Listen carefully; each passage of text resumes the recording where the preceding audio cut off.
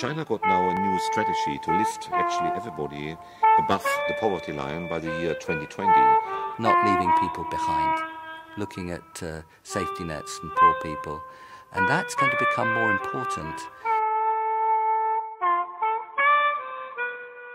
And I know that in the west of China and in the middle of China, there are areas where there's not good economic production, where people are just getting by.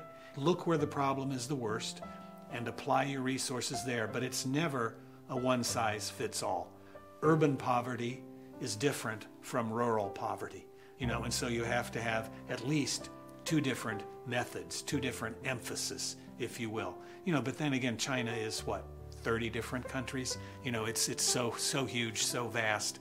I think you need a central goal. The central goal is to eradicate extreme poverty. Actually, I've been to all provinces in China with the exception of Ningxia. I've never been to Ningxia, but I've been to all provinces. I've been to very, rural places. When I came to China, 20 years ago as a student and traveling on the Silk Road, so very rural. And, despite the fact that China is moving towards a very developed economy, and we have big cities like Beijing, Shanghai, Guangzhou, which are on world standards, still have to see that many people live on the countryside and really can't share the same type of economic wealth.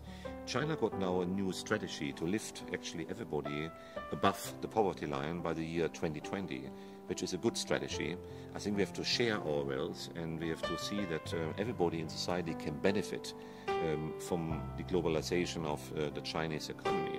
Not leaving people behind, looking at safety nets and poor people, and that's going to become more important as you see structural change. Because structural change in China means that some industries are going to have to be smaller, steel and coal. If those industries are smaller, they will employ less people. So those people will have to change.